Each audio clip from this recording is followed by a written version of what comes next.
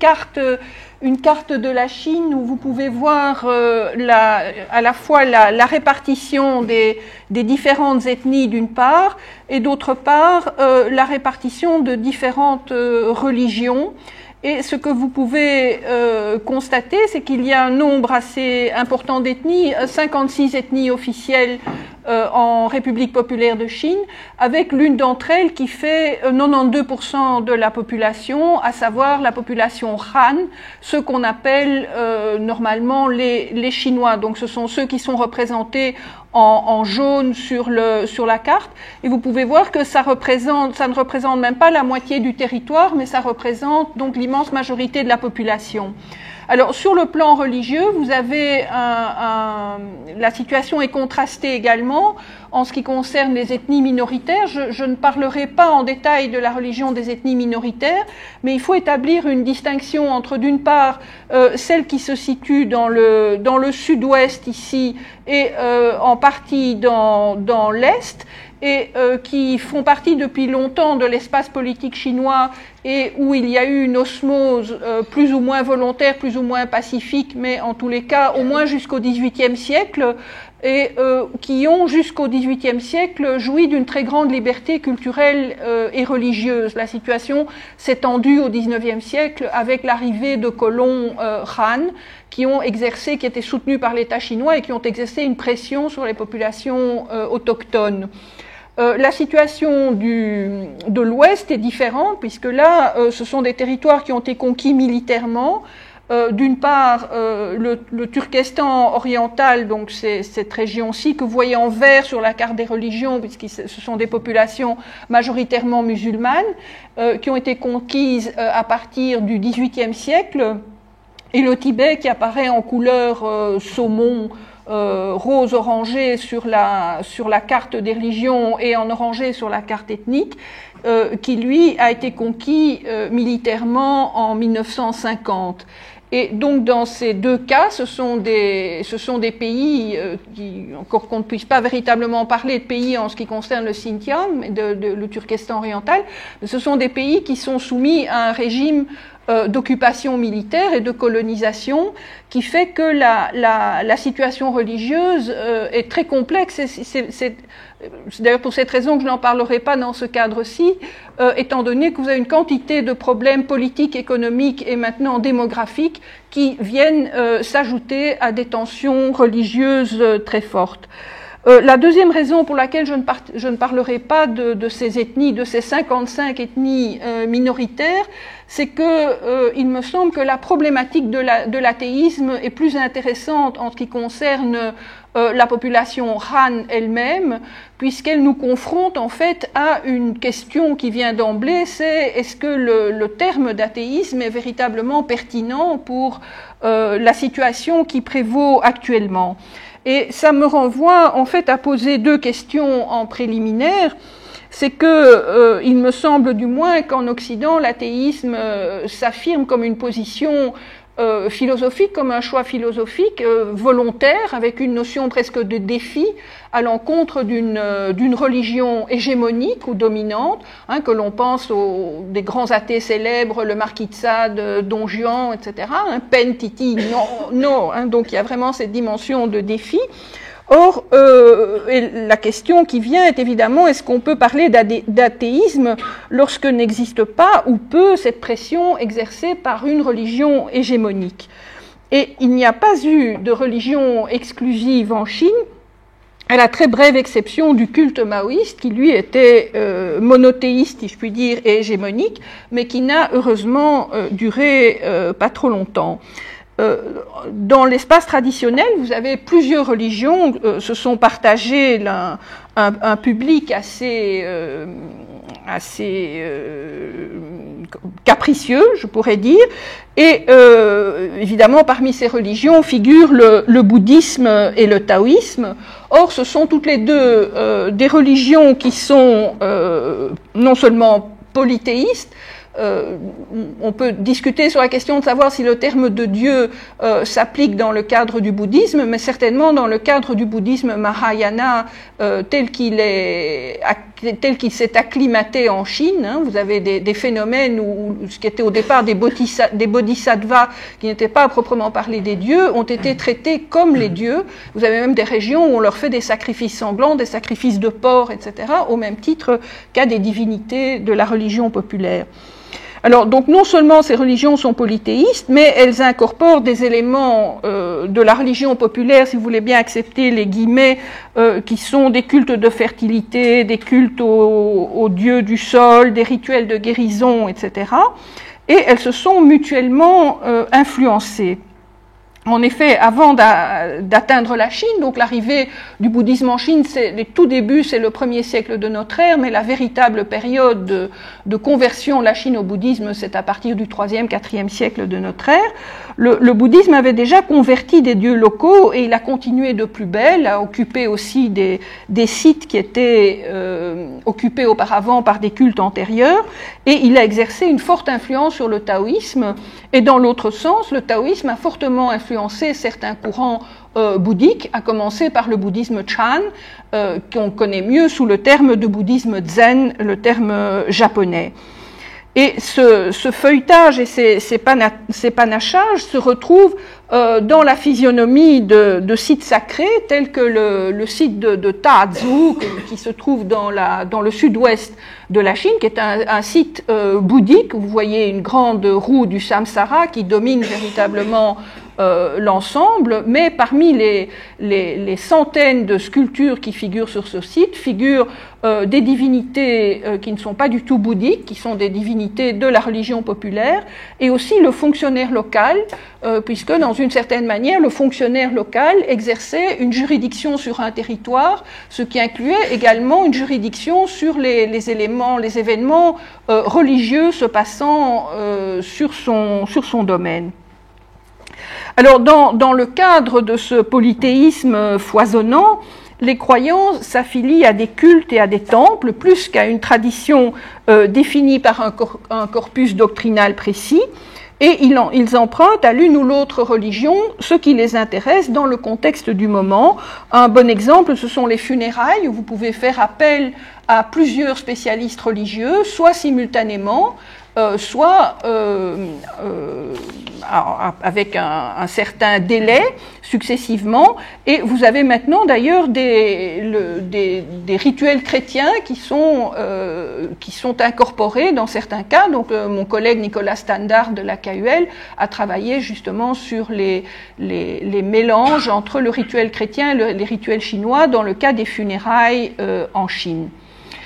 Une chose aussi à signaler, c'est que les lieux de culte, souvent, témoignent aussi d'une certaine plasticité, puisque ce que vous voyez ici, donc c'est un temple bouddhique, et là on voit évidemment tout de suite le brûle-parfum qui représente l'élément liturgique important, mais le bâtiment à l'arrière pourrait tout à fait être un bâtiment civil, et ce qui arrivait souvent, c'est que des familles éminentes consacrent un bâtiment à des fins religieuses. Vous avez un exemple célèbre, ceux d'entre vous qui sont allés à Pékin, le temple des lamas, qui était au départ le temple d'un prince impérial, et c'était un petit peu le prince Charles chinois, parce que son père a vécu très vieux, il a régné 60 ans, et donc il a attendu très longtemps avant d'arriver au pouvoir, et une fois arrivé au pouvoir, il a offert son palais aux religieux du bouddhisme lamaïque, pas tellement tibétain, surtout mongol,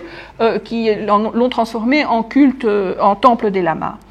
Alors, les cultes populaires naissent et meurent sur une base locale, et il s'agit souvent d'apaiser des malmorts, les empêcher de devenir des spectres en leur donnant des sacrifices et en les assignant à un lieu bien précis. Alors, sous l'Empire, ces activités étaient observées d'un œil plus ou moins attentif par les fonctionnaires, qui veillaient à ce que ces cultes ne représentent pas un danger éventuel pour l'ordre public, et qu'ils respectent un minimum de règles éthiques qui étaient généralement considérées comme définissant ce qu'est être un Chinois.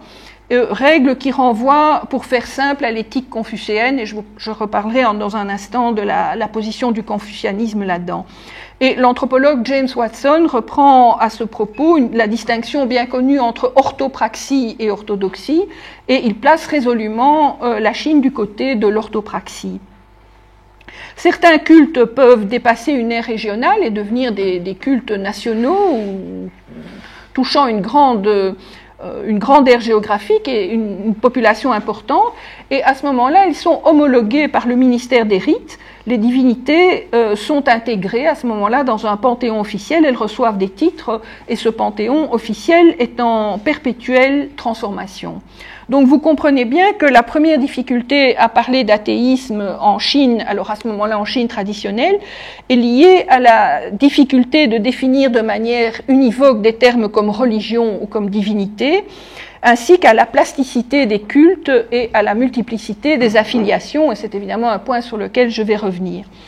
La deuxième difficulté à parler d'athéisme en Chine contemporaine est que, à mes yeux, cette position philosophique résulte d'un libre choix. On a longuement parlé ce matin de la situation des religions chrétiennes en pays post-communistes.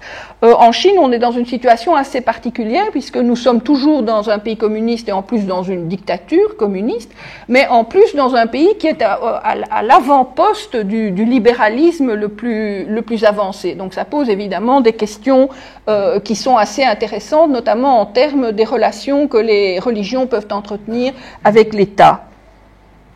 Bien. Alors, ce que je voudrais faire maintenant, c'est voir avec vous quelques questions de terminologie, hein, et peut-être d'abord dire qu'en Chine, maintenant, on aborde très rapidement la question religieuse. Une question qui vient souvent, c'est pas qu'est-ce que vous avez comme religion, c'est quelles sont vos croyances. Et le terme pour dire croyance ou pour dire croire, d'ailleurs, c'est un verbe ou un substantif, c'est xingyang, avec ce caractère qui veut dire xin, qui veut dire à la fois la confiance dans le domaine des relations sociales, le crédit dans le domaine économique et la croyance dans le domaine religieux. Et donc à la question quelles sont vos croyances ou est-ce que vous avez des croyances, la réponse à laquelle ils s'attendent de la part d'un occidental, c'est une réponse positive, je suis catholique ou je suis protestante, parce que ça correspond d'une certaine manière à une image stéréotypée de l'Occident. Les Occidentaux du Sud, les Belges, sont catholiques, quoi, hein. Bon, donc vous avez et donc quand on leur répond bof, pas trop, etc., ils sont un petit peu désarçonnés, mais ça ne dure pas très longtemps. Alors, le terme athéisme lui-même est absent du discours commun. Je vous avouerai que j'ai dû le chercher au dictionnaire pour construire cet exposé. Au cours de les longues années que j'ai passées en Chine, je n'ai jamais entendu dire ce mot. Et donc, j'ai fait une recherche dans les encyclopédies en ligne pour voir comment ça se disait.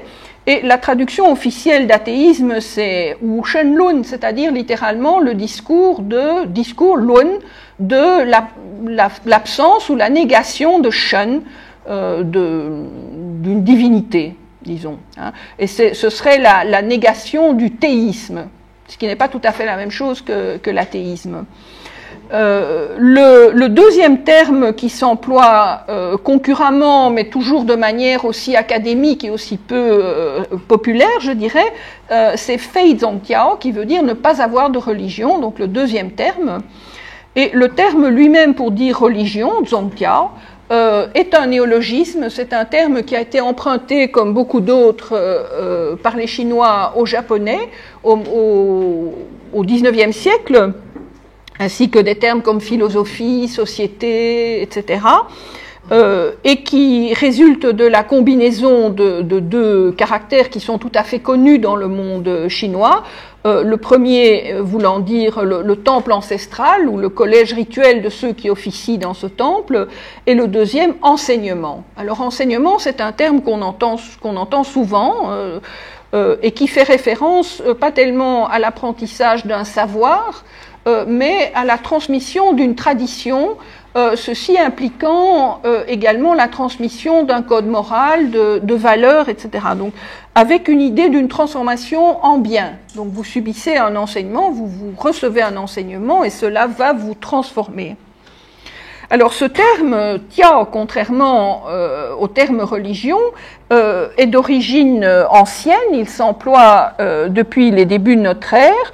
Et dans un premier temps, de manière très logique, il a d'abord désigné les religions bouddhiques et taoïstes, et ensuite l'islam. Et là, je parle par ordre d'arrivée, si vous voulez, sur le territoire chinois.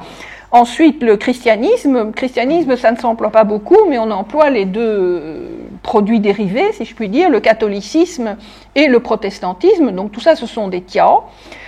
Pour parler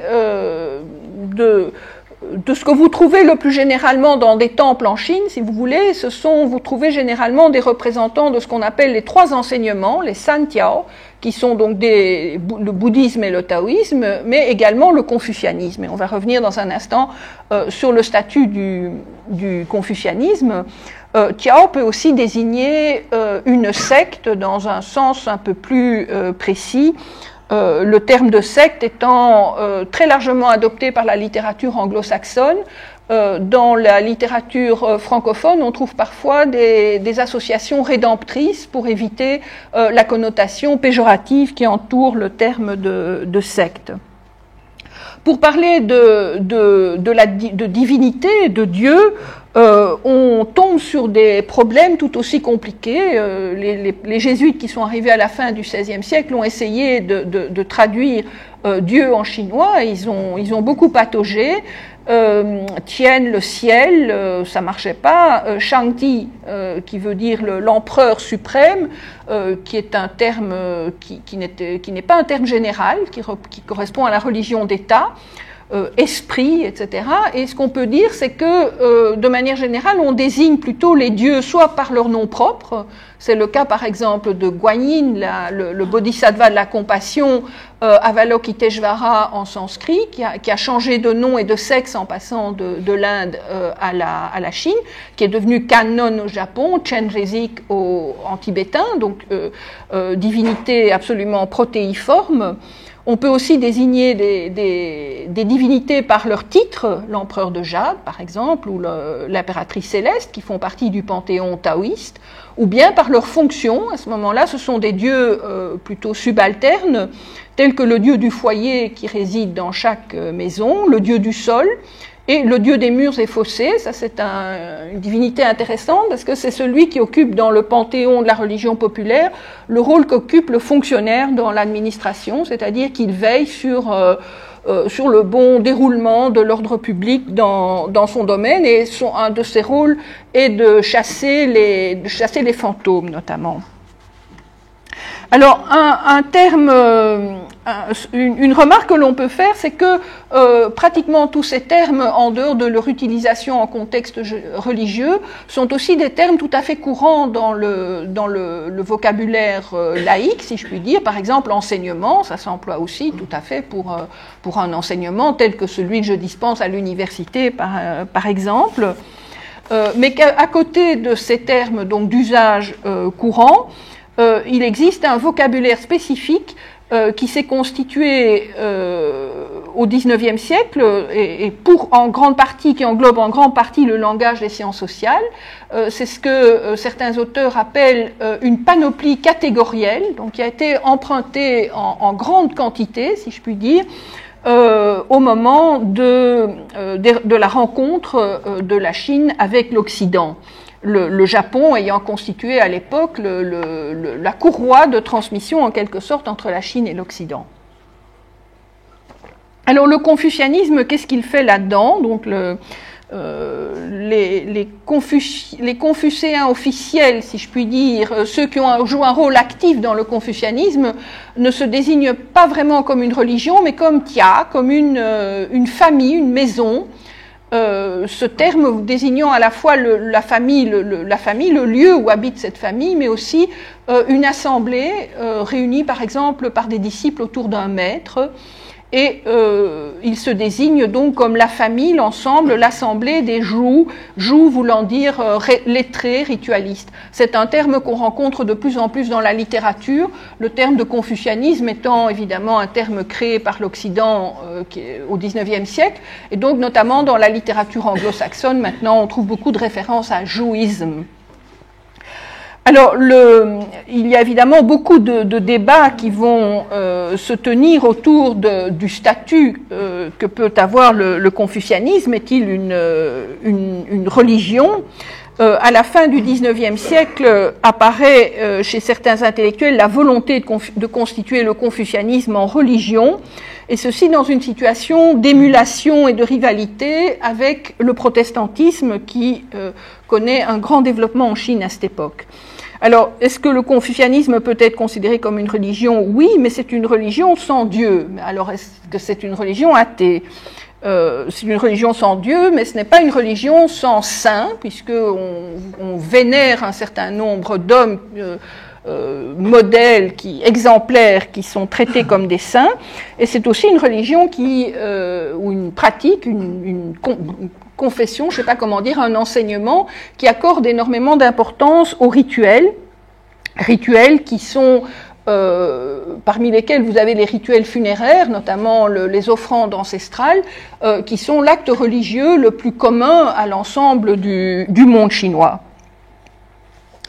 Parallèlement à cette volonté de constituer une religion confucianiste, donc apparaissant au XIXe siècle, apparaît également la volonté de constituer le confucianisme en philosophie.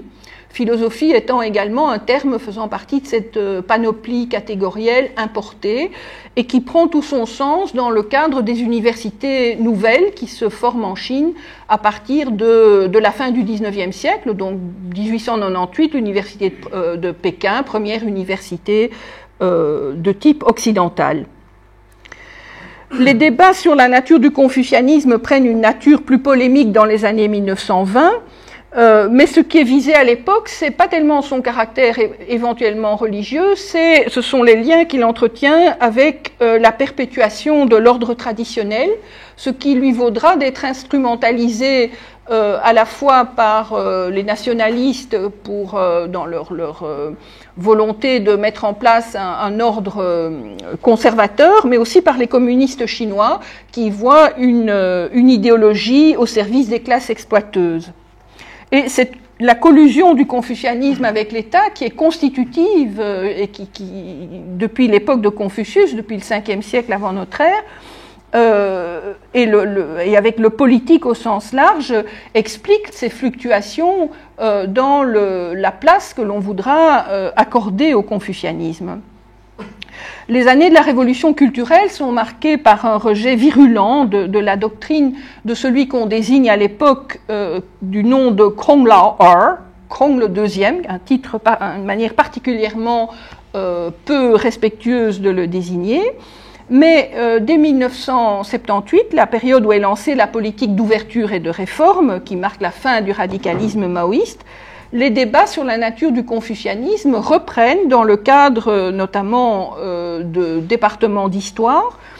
Et de nos jours, le courant qui réclame l'instauration du confucianisme en une sorte de religion d'État fait partie du panorama intellectuel et politique de la République populaire de Chine. On assiste au regain d'études confucéennes avec une forte connotation nationaliste et à la reprise de rituels qui lui sont associés, tant dans le cadre de la religion populaire qu'à un niveau plus officiel. Alors je voudrais maintenant arriver à l'apparition de la notion d'athéisme en tant que telle. Les premières références à l'athéisme et à l'apparition d'un mouvement athée ne sont pas antérieures aux années 1920. C'est une période qui est marquée chez les intellectuels par un profond rejet de la tradition qui s'étend aux formes jugées arriérées de la religion populaire et au confucianisme. Le mouvement athée s'inscrit dans cette mouvance mais il est plus particulièrement dirigé contre la religion chrétienne, et à ce titre, il prend une connotation patriotique et anti-impérialiste. C'est très intéressant de remarquer que quand on regarde sur une encyclopédie en ligne, par exemple, à athéisme, on a la traduction en chinois d'un article sur l'athéisme occidental, donc c'est complètement pris dans un discours occidental. Et moi, je cherchais désespérément la première apparition de Wu Shenlun, par exemple, et jamais, puisque on vous parle de la première apparition de l'athéisme. Je sais pas, vous êtes plus calé que moi pour me dire quand c'est arrivé la première fois en Occident, mais donc il n'y a absolument pas de discours sur un athéisme chinois antérieur donc à ces années-là. En 1922 est créée la Ligue anti-religieuse en réaction à la formation d'associations chrétiennes, d'universitaires, dans l'autre grande université moderniste qui est l'université de Tsinghua, qui se trouve à Pékin également. Et on peut dire que ce sont deux visions de la modernité qui s'opposent dans un contexte urbain, parce que la religion chrétienne et particulièrement le protestantisme sont considérés à l'époque comme faisant partie intégralement de la modernité. D'ailleurs, une grande partie du regard posé par les missionnaires protestants et par les intellectuels protestants sur la religion chinoise, qui sera traité de superstition, a été intégré par les intellectuels chinois eux-mêmes.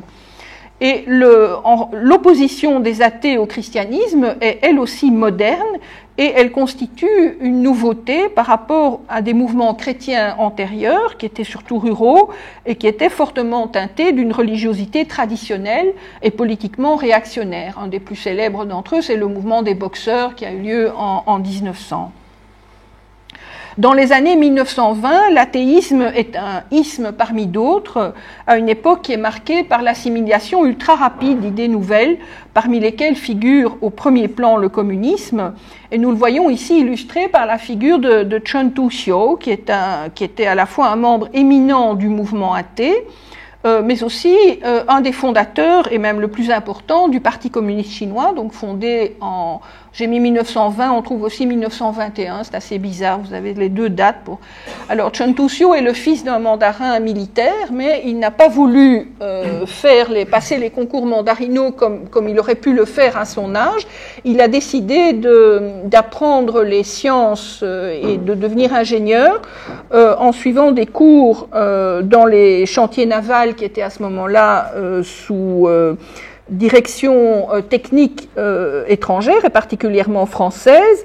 Il a séjourné plusieurs fois au Japon, il a séjourné en France. C'est le fondateur d'une revue qui va jouer un rôle extrêmement important dans l'histoire littéraire et intellectuelle chinoise qui s'appelle la revue Nouvelle Jeunesse. Et c'est aussi le doyen de la faculté de philosophie de l'université de Pékin en 1917 où il proscrit l'enseignement des classiques du confucianisme. Alors, s'il n'y a pas de tradition ancienne d'athéisme en Chine, il y a une tradition ancienne d'anticléricalisme. Et cette hostilité au clergé, et particulièrement au clergé bouddhique, et particulièrement au clergé mongol et tibétain, s'est manifestée surtout dans les dynasties de conquête, la dynastie mongole des Yuan au XIIIe, XIVe siècle, et la dernière dynastie, la dynastie de Mandchou, à partir du XVIIe siècle, ce clergé étant considéré comme privilégié par les conquérants, ce qui était vrai d'ailleurs. Il y a également une tradition de laïcité ou de sécularisme. Alors là aussi c'est compliqué parce que le terme chinois pour dire ça, c'est pas véritablement laïcité. Ils traduisent plutôt le terme anglais de sécularisme, donc c'est pas tout à fait la même chose non plus. Et en quoi peut-on dire que l'empire chinois est laïque? C'est qu'il n'y avait pas de religion d'État, même s'il y avait des cultes d'État, mais qui était le culte pratiqué à titre de fonction par le Fils du ciel. Il faisait son boulot, il faisait ses sacrifices notamment au ciel, au nom de la fonction qu'il occupait, ce qui ne l'empêchait pas par ailleurs de pouvoir avoir une religion personnelle. Dans la cité interdite, par exemple, vous aviez plusieurs dizaines de temples correspondant aux choix religieux différents des différents empereurs. Et donc, il n'y a pas eu de persécution à proprement parler d'une religion au nom d'une autre, mais il y a eu des mouvements de sécularisation, et le plus important d'entre eux a été le mouvement de proscription du bouddhisme qui a eu lieu dans les années 842-845, ceci essentiellement pour des raisons économiques, pour récupérer les matériaux précieux, les métaux précieux, et pour les réinjecter dans le circuit monétaire. Comment se présente la problématique de la sécularisation à l'époque moderne, et repartir à la situation qui prévaut en 1949 avec la prise de pouvoir par les communistes. Mais ce qu'il faut quand même savoir, c'est que les communistes en 1949 ne s'inscrivent pas dans une politique radicalement différente de celle de leurs prédécesseurs, qui constituait déjà à l'époque à établir un tri entre les religions considérées comme sérieuses et les religions qu'ils considéraient comme superstitieuses, ayant donc intégré ce regard dépréciateur que portait sur eux l'Occident. Et cette tendance va être prolongée sous le communisme et va être radicalisée, qui vont reconnaître 5 religions, le bouddhisme, le taoïsme, l'islam, le catholicisme et le protestantisme. Vous remarquerez tout de même que ça fait 3 religions ou 2 et demi étrangères, puisque bon, l'islam est arrivé assez vite en Chine, mais enfin tout de même. Donc la liberté de culte est reconnue dans ce cadre très strict contrôlé par l'État et le parti, mais en revanche un combat très dur est mené contre les superstitions en parallèle, c'est-à-dire l'immense majorité des activités religieuses pratiquées par le peuple chinois. L'indépendance économique des religieux avait été détruite par la réforme agraire, par les confiscations de biens, etc. Une grande partie du clergé est sécularisée. Une grande partie des lieux de culte sont également sécularisés. Ça, c'est un mouvement qui avait déjà commencé au XIXe siècle. Et cette politique va devenir évidemment beaucoup plus agressive à l'époque du grand bond en avant dans les débuts des années 60, mais surtout pendant la révolution culturelle, où là, on ne parle plus de sécularisation, mais de profanation des lieux de culte, des mosquées transformées en abattoirs de porcs, etc., des destructions massives du mobilier et des bâtiments. Il ne reste pratiquement plus une statuaire religieuse d'époque dans les temples chinois actuels, de nombreux assassinats. Mais l'athéisme officiel, qui est exigé des membres du parti et de l'ensemble de la population, ce qui est une nouveauté, n'oppose aucune résistance au culte de Mao, qui prend des dimensions, qui avait démarré en 1945, mais qui prend des dimensions d'une véritable idolâtrie. Alors c'est une situation qui va changer avec l'extrême fin des années 70, avec la politique de réforme et d'ouverture, qui met fin à la fois au culte maoïste et aux persécutions des autres religions. La liberté religieuse est confirmée par l'article 36 de la Constitution révisée de 1982, et on trouve des phrases très bizarres comme « l'État protège les activités religieuses normales ». Alors c'est une politique qui est marquée par de nombreuses fluctuations que je vais vous éviter, mais qui n'empêche absolument pas ce qu'on appelle un renouveau des cultes à partir des années 1985 à peu près, où on assiste à des reconstructions massives de milliers de temples un peu partout dans le pays, surtout dans certaines provinces, et ceci à partir d'initiatives locales, mais qui sont souvent tolérées, voire encadrées, et partiellement financées par l'État. Et ça, c'est évidemment un point intéressant parce que, en l'absence d'une autorité religieuse surplombante, puisqu'il n'y a pas de l'équivalent d'un pape dans aucune des religions classiques chinoises, c'est d'une certaine manière l'État qui va reprendre le rôle du ministère des rites de l'Empire, et qui va effectuer le tri entre ce qui va, ce qui ne va pas, avec bien entendu une tendance très forte de la part des cultes populaires à essayer de se faire reconnaître soit comme bouddhistes, soit comme taoïstes. Alors à cette question de renouveau des cultes est associée la question du patrimoine, puisque la révolution culturelle a très brutalement détruit une immense partie du patrimoine architectural et matériel, religieux, donc il faut essayer de relancer tout ça, et on en arrive à des situations encore une fois très paradoxales qui font qu'en 1995, plus de 85% des lieux de culte officiellement agréés appartiennent aux religions chrétiennes et à l'islam, alors que ça ne concerne qu'un petit pourcentage de la population. Mais je dis un petit pourcentage de la population, mais ce n'est pas si petit que cela, parce que ce à quoi on assiste de nos jours, c'est à l'émergence extrêmement puissante d'un christianisme et particulièrement d'un protestantisme moderne dans une partie du territoire chinois, qui s'adresse à une population de haut niveau éducatif et culturel, et dans lequel on assiste de plus en plus à une sorte de cogestion entre les membres du parti, qui s'impliquent de plus en plus dans les affaires religieuses, et les dirigeants religieux. Et les membres du parti ne s'impliquent pas seulement dans ces histoires protestantes, mais dans toutes les activités religieuses qui peuvent générer un profit touristique ou qui peuvent se traduire en termes de patrimoine.